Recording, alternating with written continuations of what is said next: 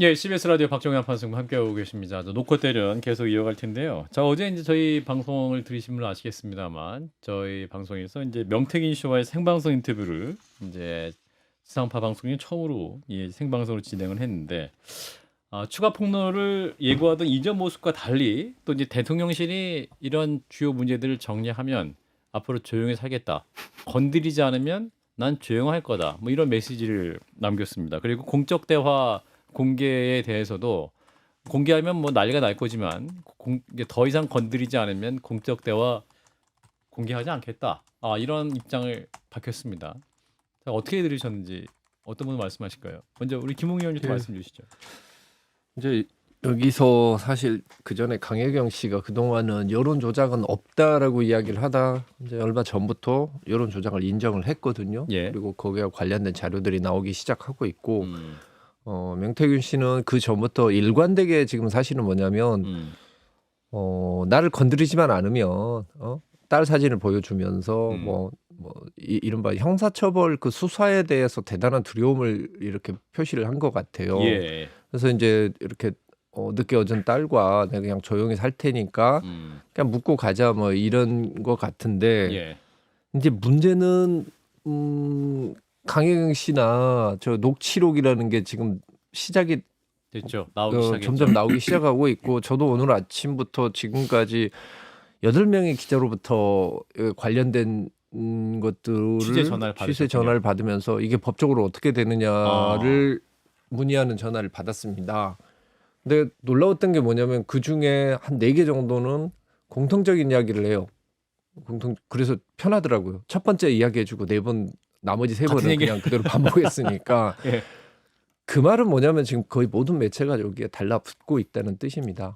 그리고 예전에 예상치 못했던 그런 내용들이 지금 계속 나오고 있어요. 제가 처음부터 나올 때 이게 명태균 씨의 핵심은 여론조사에 있다라고 이야기를 했었고 그때만 해도 사실은 뭐 말도 안 되는 소리다. 그럴 리가 없다라고 이렇게 하다가 지금 그게 하나씩 나오고 있지 않습니까? 예. 지금 그러면은 그 뭐 여론 보장이 됐든 여론 조작이 됐든 그것들이 어떻게 활용됐는가라는 부분에 있어서 이제부터는 사실 이제 수사 단계로 들어간 것 같아요. 그래서 명태균 씨가 생각하시는 그런 뭐 모두가 좀 조용히 끝날 수 있는 결말은 그 시기는 이미 끝나버린 거 아닌가. 아하. 건드릴 수밖에 없는 상황으로 갔다. 그렇죠. 예. 네. 근데 이건 논리적으로 아예 말이 안 되잖아요. 그 사적인 대화, 예를 들어서 뭐 영적인 대화, 사적으로 뭐 괜찮아요. 저는 할 수 있다고 봅니다.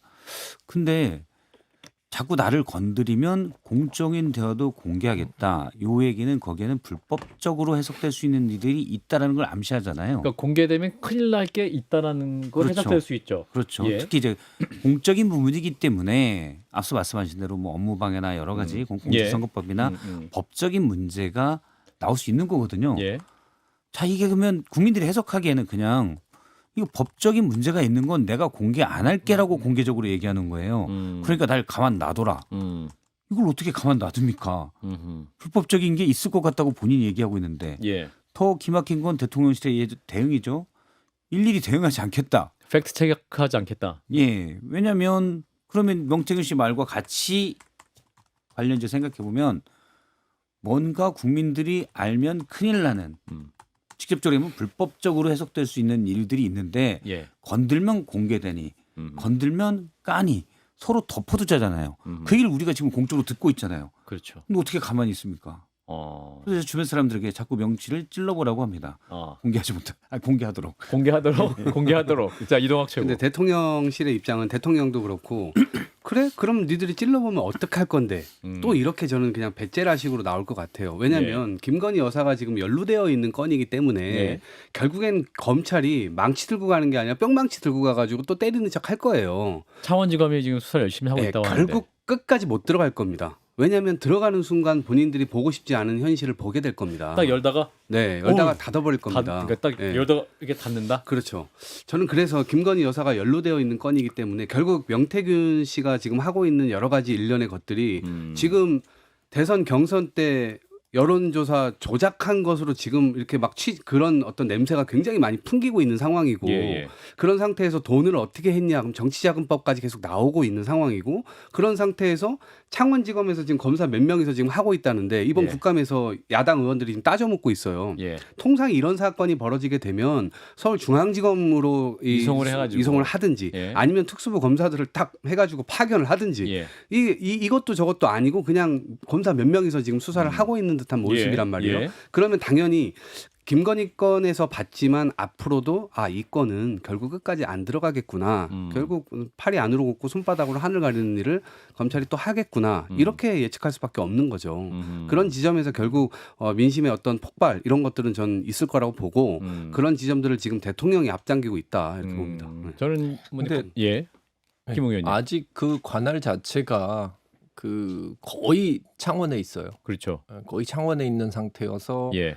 이걸 또 만약에 중앙지검으로 가져가게 되면은 민주당은 당연히 그렇게 이야기를 하죠. 여사에 대해서 출장 조사를 하고 무혐의 처분했던 중앙지검이 이거 이창수 가져가는 것은 지검장이 이거는 이제 봐주기 수사하려고 한 것이다라고 이야기할 수밖에 없는 것이기 때문에 예. 사실은 창원에서 다른 데로 보내기는 어려운 상황이고 아하. 그리고 지금 제가 막 계속 듣고 있는 이야기들 자체를 보면은 여사가 말실수나 뭐 이런 부분들에 있었을 때 약간 공적인 거 사적인 부분에 있었을 때 넘나드는 그런 부분들이 있어서 그런 것이지 실제로 명태균 씨가 대통령과 연관이 있고 관련된 기간이 좀 짧아요. 그 이전 부분들이 오히려 더 제가 봤었을 때는 더 아하. 문제될 소지가 더 많은데 우리 여사님은 뭘 그렇게 문자를 많이 보내셨는지 모르겠어요. 그런 것들이 결국은 지금 와서는 사람들이 가장 보고 싶은 것은 여사가 국정에 개입했느냐 안 했느냐라는 부분이기 때문에 다른 요소들보다 그런 게 나오게 되면 사실 매우 그전에도 오빠 이야기 그거 하나만 가지고도 그냥 하루 종일 난리가 났듯이 그 부담감을 떨쳐내기 어려울 겁니다 아마. 예. 자, 아까 이제 김웅 의원님 잠깐 말씀하셨습니다만 이제 국정감사를 통해서 강혜경 씨가 이제 27명의 명태균 리스트를 공개를 했습니다. 그래서 이제 의원님 말씀은 뭐 대통령과 인연은 짧고 그 이전에도 문제될 수 있다고 말씀하셨는데 그 27명의 이제 그 이전에 어떤 수많은 선거와 관련해서도 혹시 있을 그러니까 정치권 전반에 퍼질 괴멸적 쓰나미와 같은 상황들에 대한 염려를 말씀하신 것 같은데 어제 이제 저희와의 인터뷰에서 명태균 씨는 나는 그 27명 중에 얼굴 못 본 사람도 있다. 이상하다. 본인도 황당하고 황망하다. 이런 입장을 밝혔어요. 자, 그런데 그러면 이 명태균 리스트가 그럼 여기서 가라앉을 것이냐? 어떻게 보세요? 먼저 우리 박 실장이 말씀하시죠. 저는 사실 27명으로 나온 리스트에는 큰 비중은 둘 필요는 없다고 생각해요. 지금에 있어서. 물론 더 있으면 그중에 몇 명이 불법적인 일에 연루됐을 가능성도 있겠지만 현재 그런 정황은 나오지 않고 있고 또 그러니까 미래한국연구소가 예를 들어 그럴 수 있잖아요. 저기가 뭔가 심층으로 조사를 해서 다른 해법도 제시하면서 뭘 해준다더라. 그래서 그냥 순전히 의뢰했을 만한 분도 있겠죠 이 안에서.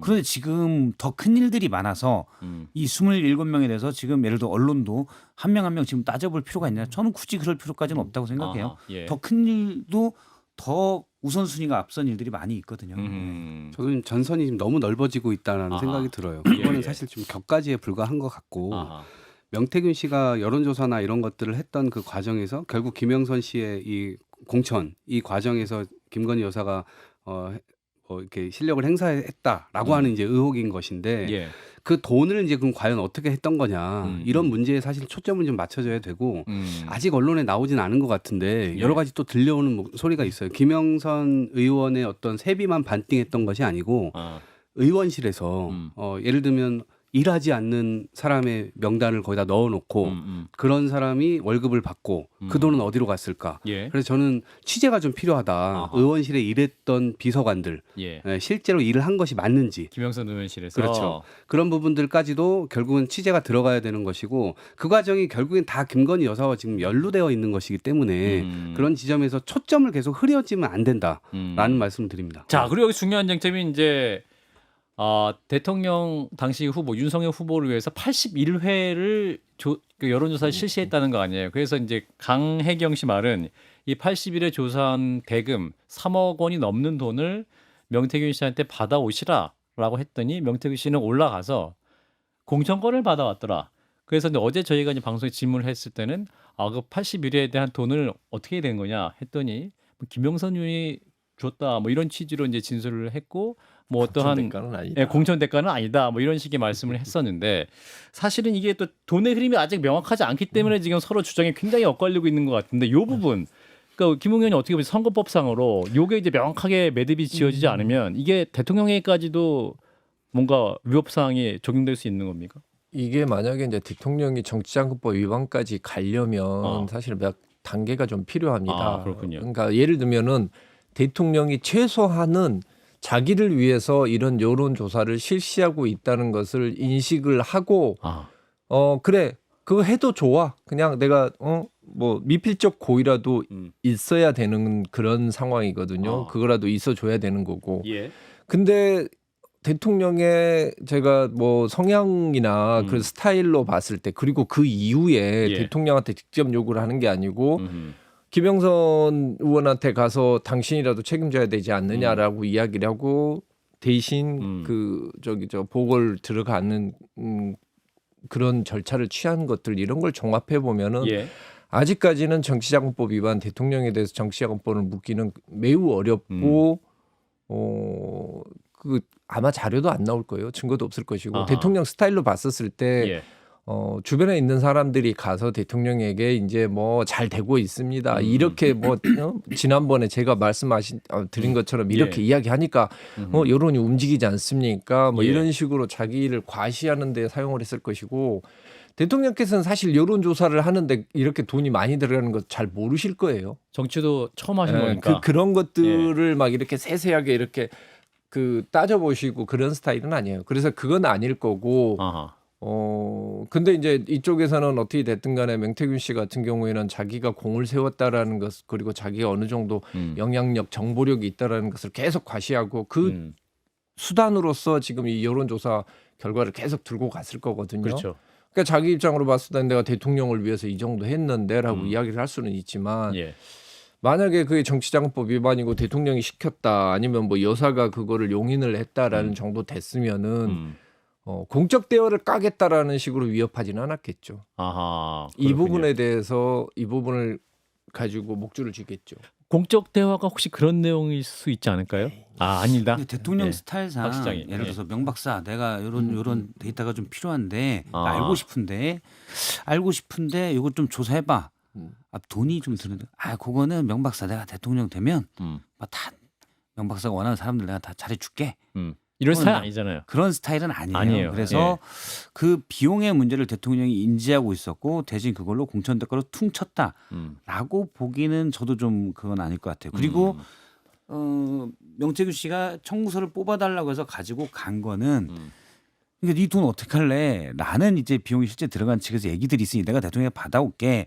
라는 분위기도 실제 대통령한테 가서 저기 이렇게 됐고요. 제 계좌번호는 뭐 이럴 것 같지는 않아요. 그러니까 명태균 씨도 그냥 넌지시 돈은 좀 많이 들었지만 뭐 제가 다 대통령을 위해서 이렇게 얘기하고 나중에 공천 대가나 다른 사실은 뭐 어떤 이권이나 또는 어떤 주요 정보 이게 3억 6, 7천보다 훨씬 돈이 많이 드는 경우도 찾아보면 무수 있을 겁니다. 그래서 예.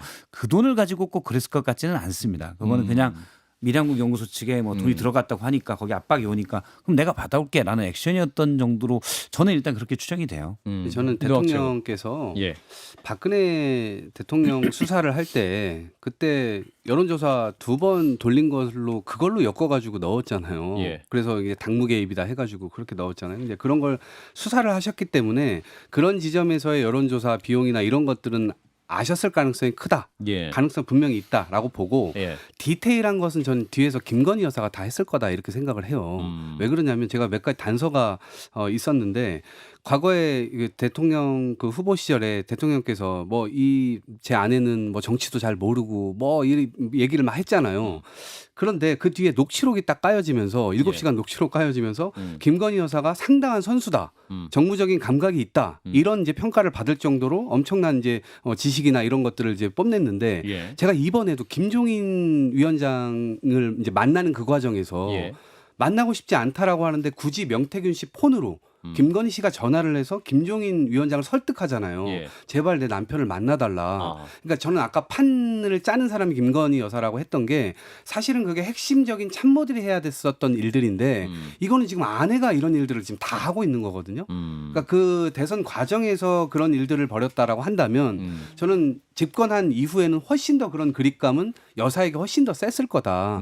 한동훈 대표의 이 직감은 사실 전 그런 거라고 봐요. 그리고 본인이 함께 해오면서 여사와 뭐 300차례 카톡 주고받은 건도 있고 예. 그 전에 검사 시절에 그리고 그 이후에 법무부 장관을 하면서 인사 총책임자였잖아요. 그러면서 그 과정에서 여사의 어떤 움직임이나 이런 것들이 한동훈 대표에겐 포착됐을 가능성이 큽니다.